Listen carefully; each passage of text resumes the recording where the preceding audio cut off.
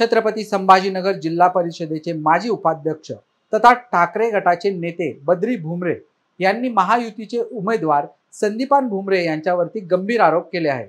संदीपान भुमरे हे पैशाच्या जोरावरती संभाजीनगरची उमेदवारी लढत असून त्यांनी गावचा विकास हा कागदावरच ठेवून फक्त पैसे खाण्याचे काम केलंय।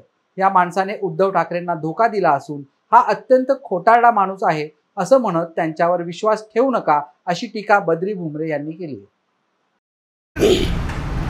महायुतीचे संभाजीनगरचे उमेदवार संदीपान भुमरे हे आज फक्त पैशाच्या जोरावर या संभाजीनगरमध्ये लोकसभा निवडणूक लढवण्यासाठी आलेले आहेत।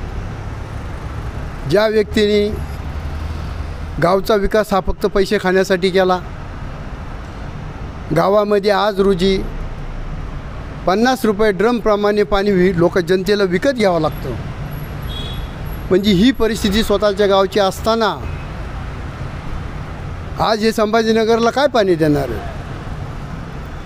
स्वतःच्या गावामध्ये त्यांनी अनेक योजना केल्या पाणी पुरवठ्याच्या, फक्त खाण्यासाठी, टक्केवारी खाण्यासाठी, पैसे खाण्यासाठी, कामं करण्यासाठी लोकांना दाखवायचं की आम्ही तुमचं काम करतो। पण हा कुठलं काम करण्याचं, कुठंही काम केल्याचा प्रकार ह्या ठिकाणी आम्हाला दिसत नाही। दुसरी गोष्ट, आज स्वतः पाचोडमध्ये टँकरसुद्धा नाही येत, म्हणजे आज 8-8 दिवसाला पाणी येतं, ही वाईट अवस्था आहे। आणि आज पैठणहून जी जालन्याला पाईपलाईन जाते पाणी पुरवठ्याची, त्या पाणी पुरवठ्याच्या लाईनमधून त्यांनी स्वतःच्या घरासाठी कनेक्शन घेतलेलं आहे। मला हे आपल्याला एक सांगायचं की हा जो ग्रस्त स्वतःचं पाणी या स्वतः उपलब्ध करून घेऊ आपल्या घराचं तहान भागू शकत नाही, तर या संभाजीनगरची तहान काय भागवणार आहे?